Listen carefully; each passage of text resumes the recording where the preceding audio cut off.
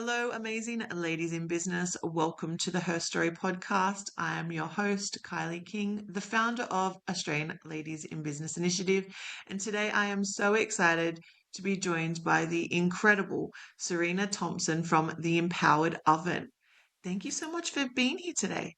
Yay, and a round of applause. Thank you.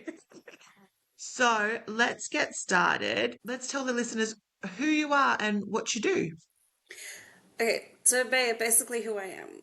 I've been a chef and pastry chef of 30 years, and I got very sick.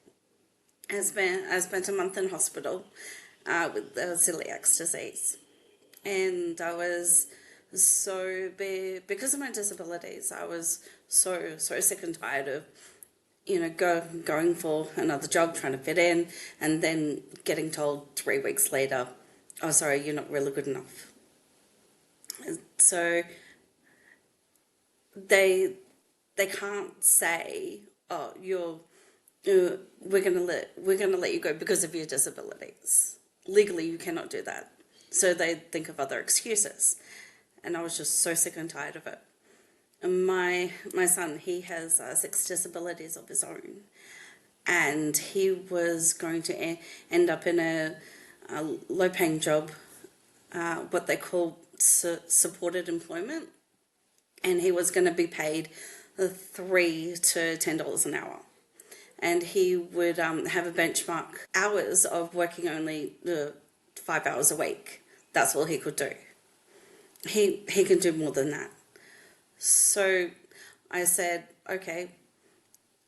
After I got out of hospital, I went crazy. I went cray-cray, all in Woolies, Coles, trying to find every gluten-free product that there is.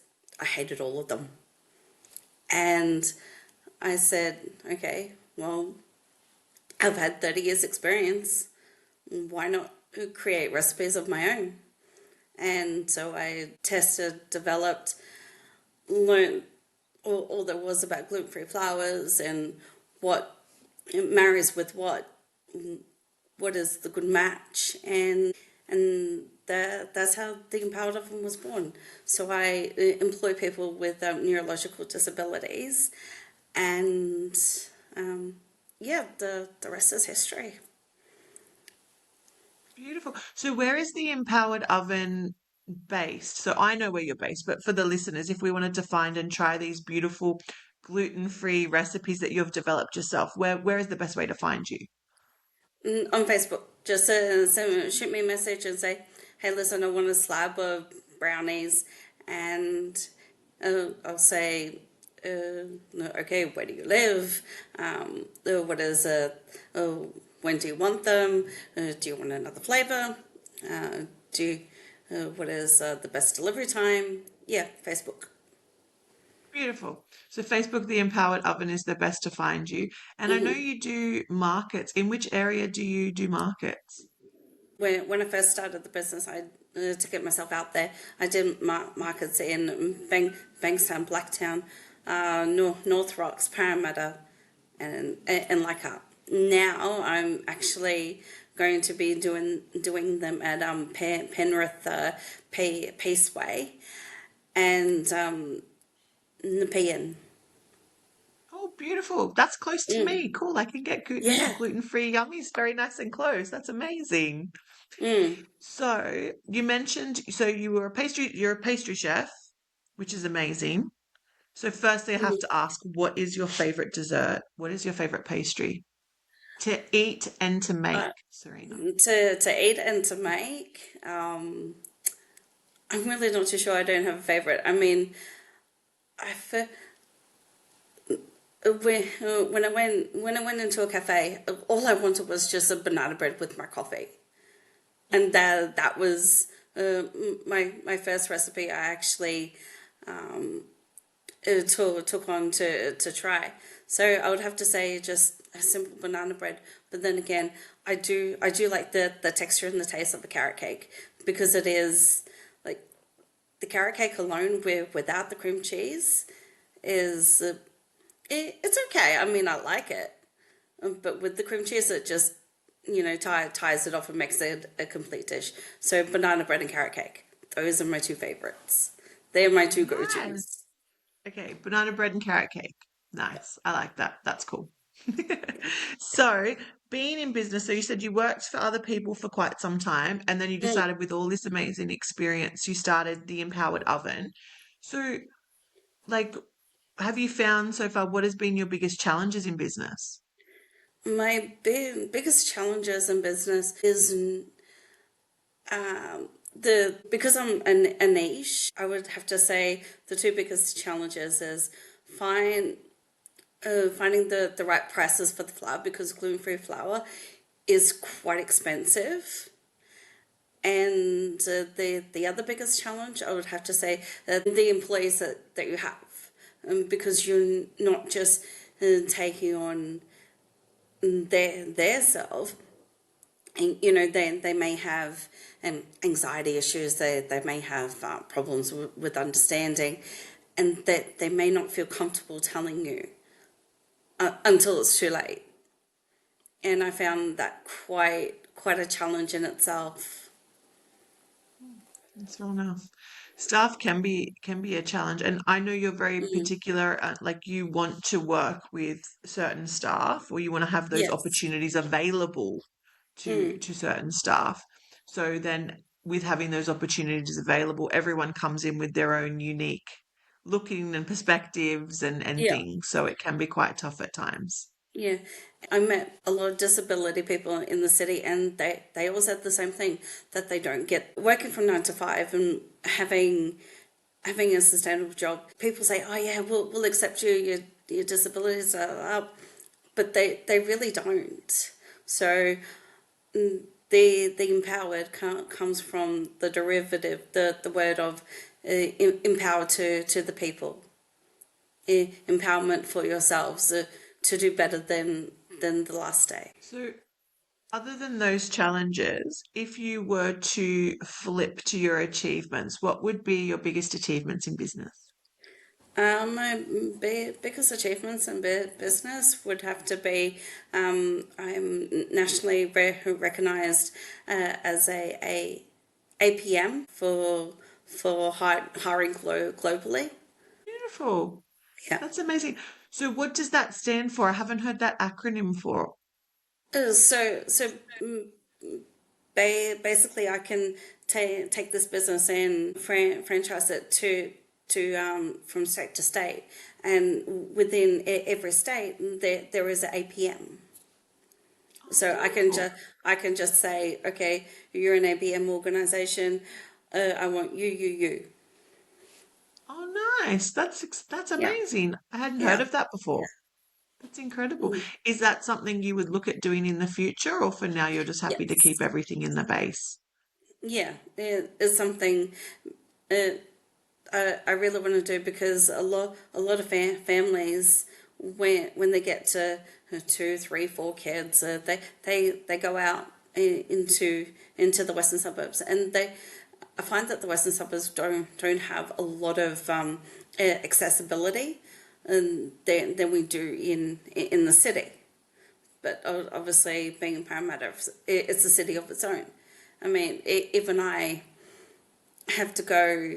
Well, now that I've come out of the shop, I can't just go to Bedford and say, "Hey, listen, Eleanor, I want this, and this," because they only supply to cafes. So I would have to go to Padstow, wholesale supplier, and Padstow is like, I don't know, 40 minutes away. So I don't have that accessibility, and a lot of people don't have the accessibility in the West. So I'm going to create a the empowered oven in each Western state. Beautiful. That's incredible. Yeah.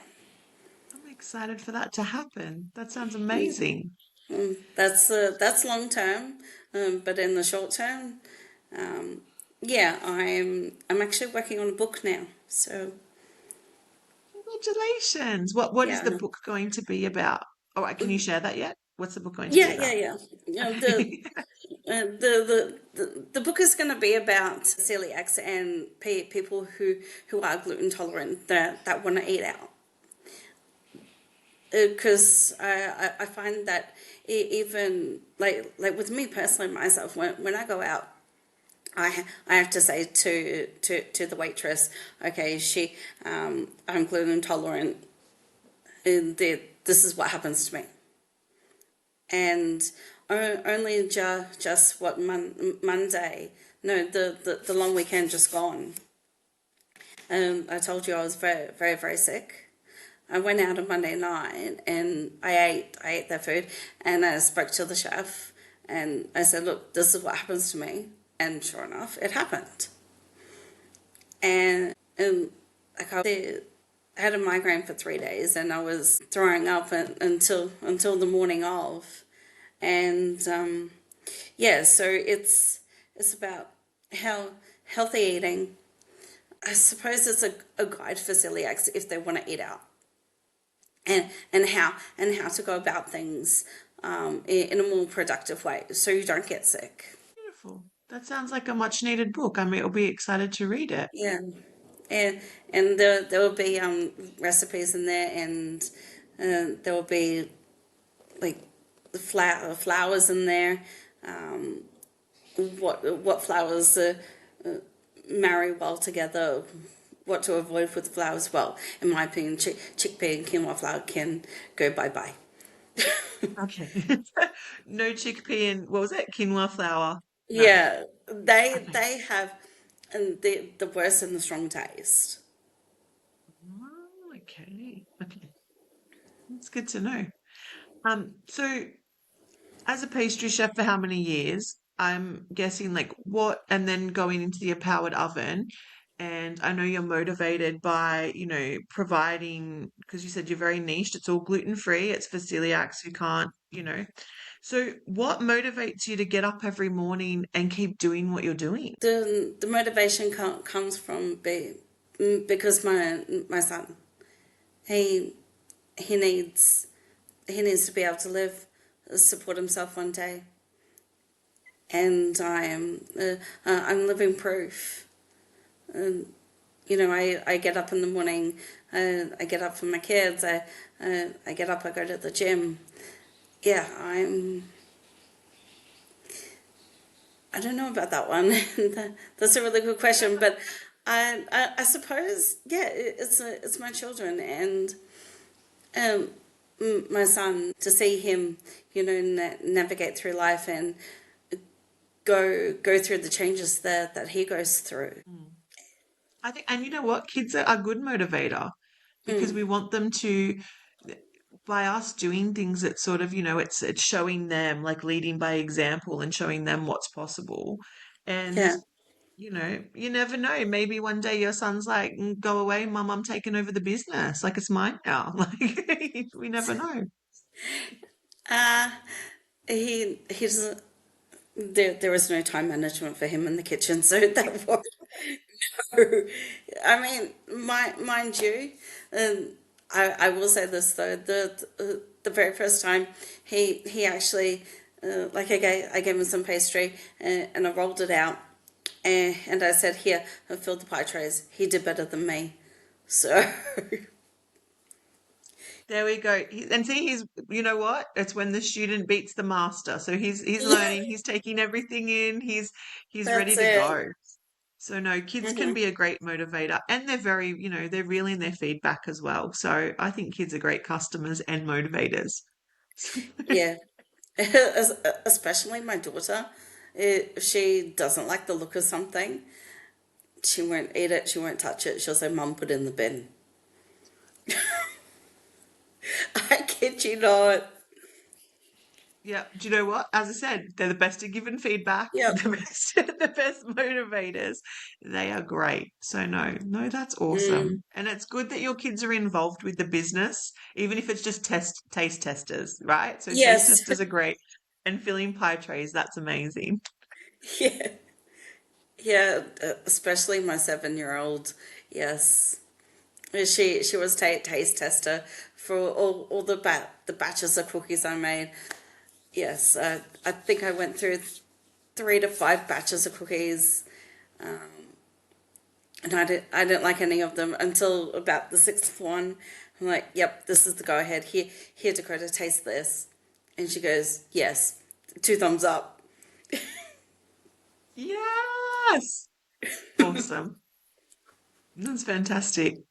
So you mentioned earlier what your big big goal is. So your big hairy scary goal was the next question I was going to ask, but you pretty much already mentioned it that your big hairy Mm, scary goal was to take this and make it available across Western Sydney or across mm, different parts of Western Sydney so that people that do have um, I guess, disabilities or it was mental impairment, just so I got that correct, they yeah. can come and work in the empowered oven Mm, by, and having those skills available so that there are other job opportunities out there yeah. for them to have. Correct.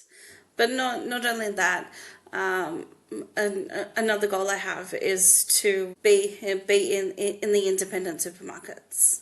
So I'm going to put my quiche dough in there, and that's an easy one. Possibly my cookie dough and my bread, and those are the main three. Beautiful.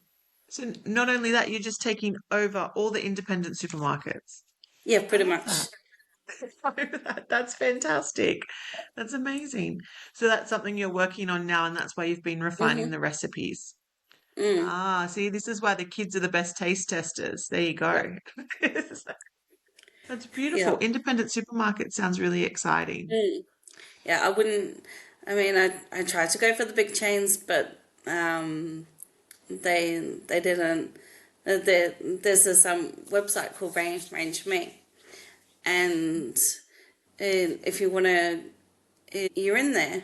Like you're allowed to put your product up, and then thousands of people look for it.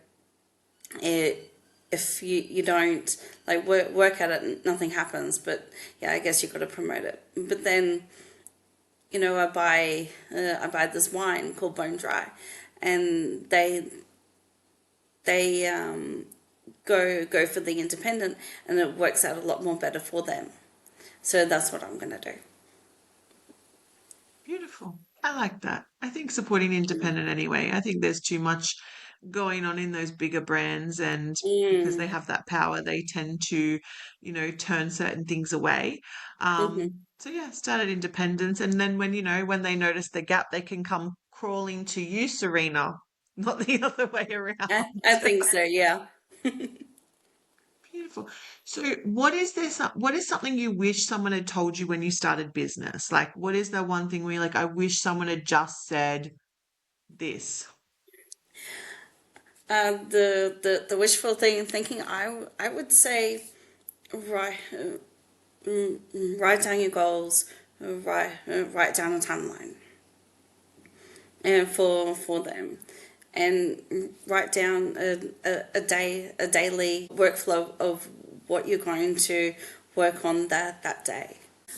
I suppose it has always been at the back of my mind, but I've just started doing, and since working from home again, I've just started doing it, and it has worked. Like you feel so much more productive if you write the things down that you're going to achieve. Yep, I agree. And then you don't forget. And Yeah, I know myself, I get I call it mum brain, but like I get it where you forget something and then you'll go, oh, I was supposed to do that and I haven't done it.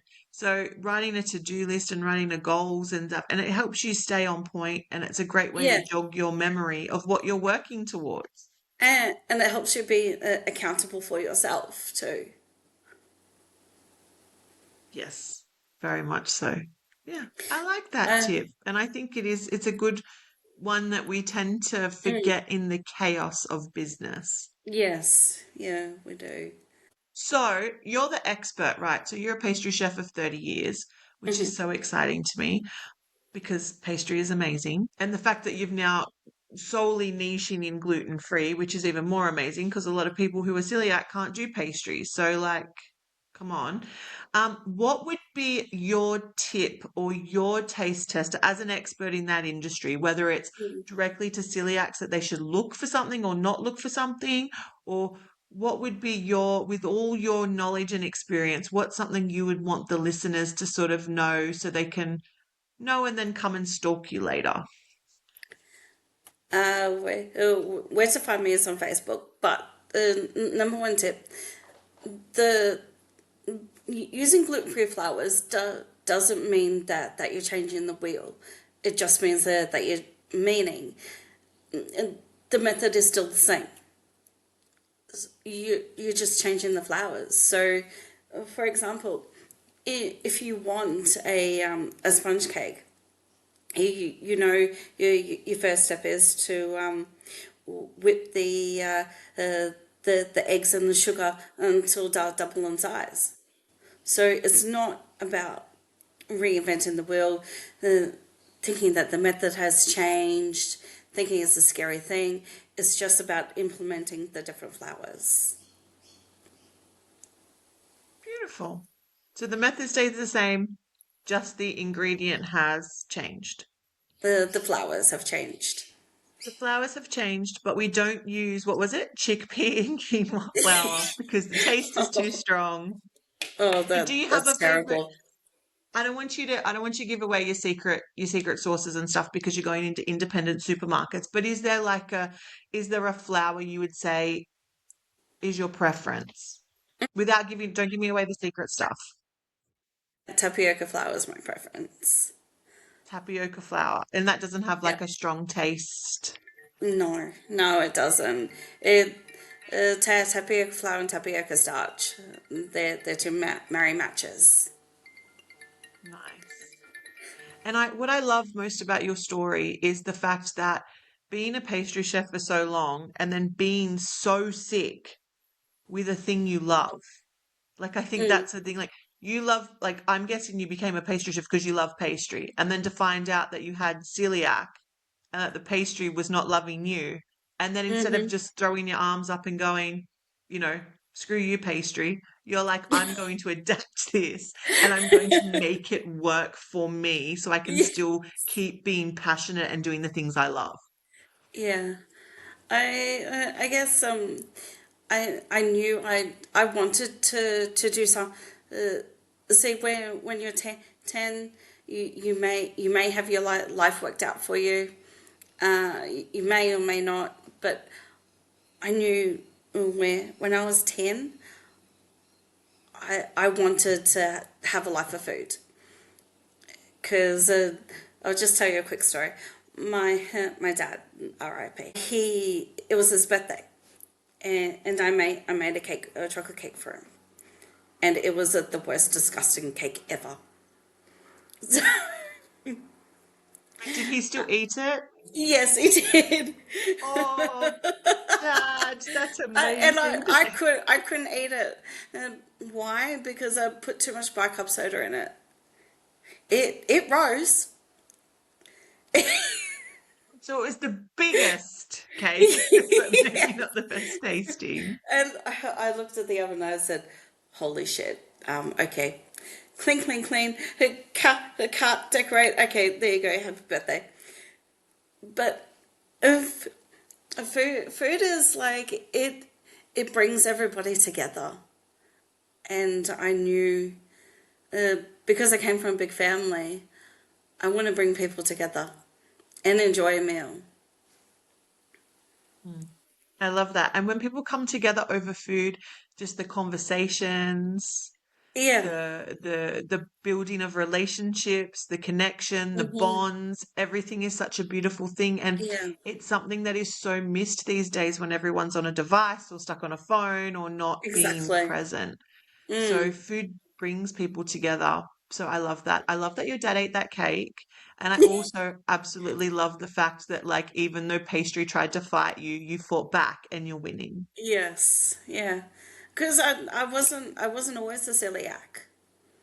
I've only been a celiac for a year and two months now. I think. I think it's been 2 months, and yeah, I said no. I'm going to fight this. I'm going to conquer. And you Yeah, I adapted a whole 30-year career around it. And I think that's incredible. thank you. You're very welcome. Well, I want to thank you so much for joining me today. Now, if anyone wants to stalk you, made it very clear Facebook, The Empowered Oven. Go Yep. and check her out there. If not, if you're local to Western Sydney, I'm excited. I'm going to say there's going to be little things popping up in the future, as well as a book coming out, which is super, super exciting. Yeah, but thank you so much for joining me today and sharing all your amazingness. Okay, and can I just say one more thing? I will be. You can also find me on Class Bento as well, for to book the workshops that I will be putting up later today. Beautiful. What workshops are you doing? I'm doing a cake workshop, and how to make your own pasta gluten free, for kids and mums, and a pizza workshop, macarons, and I think I've already said the cake decorating, how to bake a cake, what flours to use, and yeah. Beautiful. So if you're a celiac or you've got kids that are celiac or you just want to know and you want to come for a good time, Scerena is going to be launching workshops soon. I'm going to grab that link. I'm going to ask you to send me that link and we're going to pop all of your links below this episode. So please, if it's something you're interested in, go and check it out. And if you want to stalk Scerena, as I mentioned, at Facebook, or you will find her in the ALIBI community. Thank you so much for joining me today. Thank you so much.